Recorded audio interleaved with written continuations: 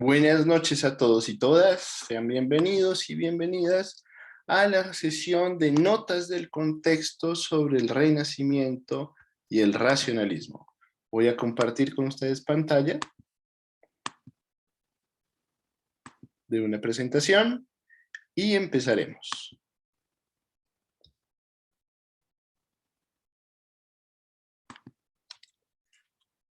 Como les decía, hoy vamos a ver las notas de contexto sobre la filosofía moderna, el Renacimiento y el racionalismo. Está dirigido a estudiantes de quinto semestre de la licenciatura en filosofía de la Escuela de Ciencias de la Educación. Entonces hay que entender varias cosas. En primer lugar, que no hay un pensamiento que esté lejano de sus condiciones históricas y sociales. Podríamos decir que el pensamiento moderno va a depender de esas condiciones históricas y de unas condiciones sociales. No se piensa en el vacío, ¿cierto? Sino que se piensa en un lugar y en un tiempo determinado. El objetivo del aprendizaje de nuestra sesión de hoy es contextualizar la filosofía moderna, describir algunas características del racionalismo y describir algunas características del empirismo. Ya lo miraremos en su momento. Entonces son 4 los elementos del contexto que nos ayudarán a entender la filosofía moderna.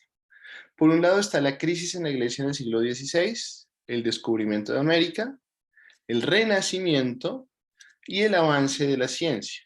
Entonces, empecemos.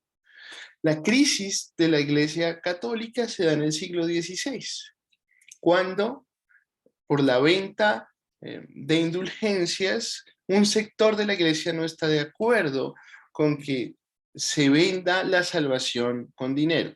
Claro, esto se hacía con la finalidad de construir la capilla de San Pedro. Entonces, en ese momento, siglo XVI, empieza a haber una ruptura, y es en la figura de Martín Lutero, en 1517, donde se transforma esta idea de la salvación de las almas, que ya no es por obras y ya no es, digamos, por intercambio de dinero, sino, digamos, ya Dios había escogido quiénes eran sus salvados desde el principio de los tiempos, y pues recordamos que Lutero crea la iglesia protestante, ¿no? Establece las 95 tesis en contra de la iglesia católica y empieza toda una ruptura que en Europa se va a traducir en guerras religiosas a partir del siglo XVI, casi hasta el siglo XX, pues si vamos a Irlanda, ¿no? Entonces, lo interesante del contexto de la filosofía moderna va a tener que ver con esta guerra religiosa y con esta separación de la iglesia. Un segundo punto importante es el descubrimiento de América, que realmente no fue un descubrimiento, es decir, aquí ya habían estructuras políticas y sociales fuertemente consolidadas. Entonces, más que un encuentro entre dos mundos, como se nos ha dicho, ha sido más bien el exterminio del mundo amerindio, ¿sí? Entonces, hoy lo que vemos es un proceso de transculturación. No es que se elimine necesariamente una cultura, sino que se mezclan las culturas. Entonces, el descubrimiento de América da paso a 2 fenómenos importantes: al capitalismo y a la modernidad.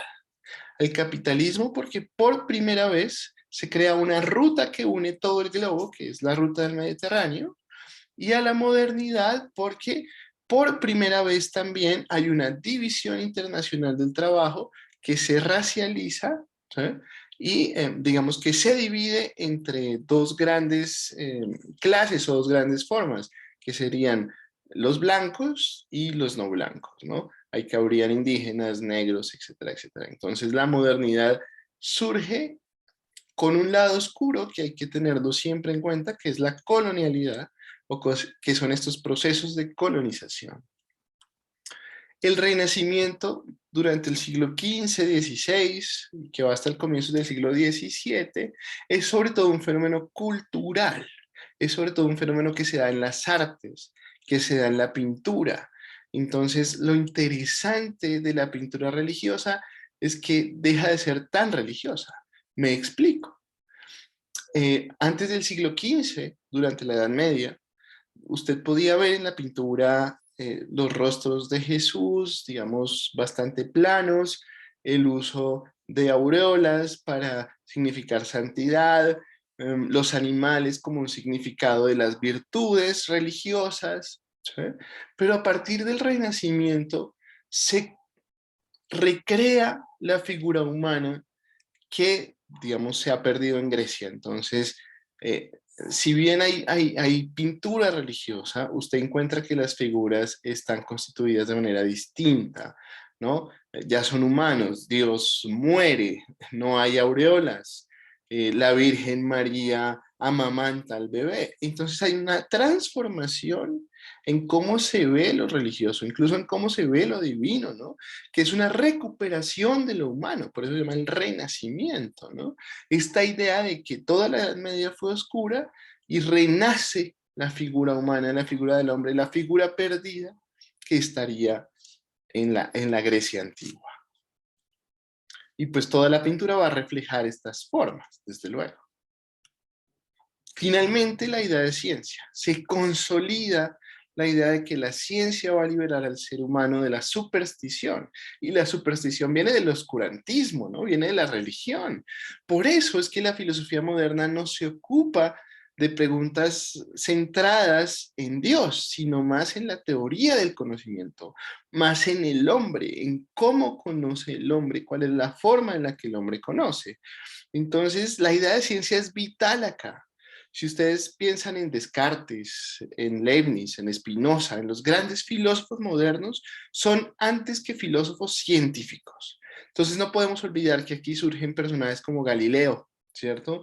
Como Copérnico, que lo que están haciendo es dejando de lado esta visión teológica del mundo y transformándola hacia una visión mucho más humana, ¿cierto?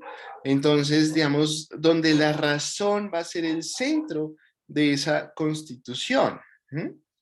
En términos generales, estos son los 4 elementos del contexto. Ahora bien, les propongo una actividad de aprendizaje colaborativo y es reconocer el empirismo, pero también, digamos, la modernidad, eh, siguiendo unos pasos. Primero, ver un video de YouTube. Yo les dejaré el link en la descripción del video de YouTube. ¿Sí?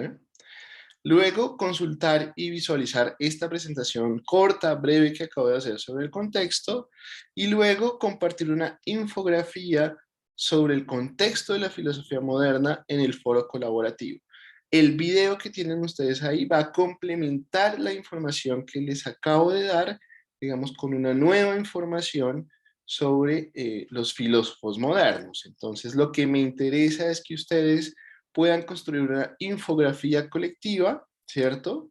En el foro colaborativo, donde ustedes puedan ir alimentando el proceso de construcción de esa infografía, para que la infografía les sirva finalmente para construir un ensayo argumentativo individual sobre la filosofía moderna y su contexto histórico y social.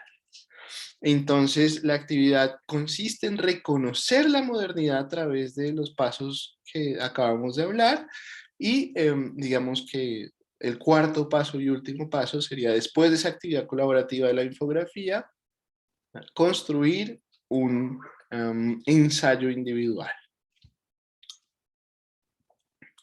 Conclusiones.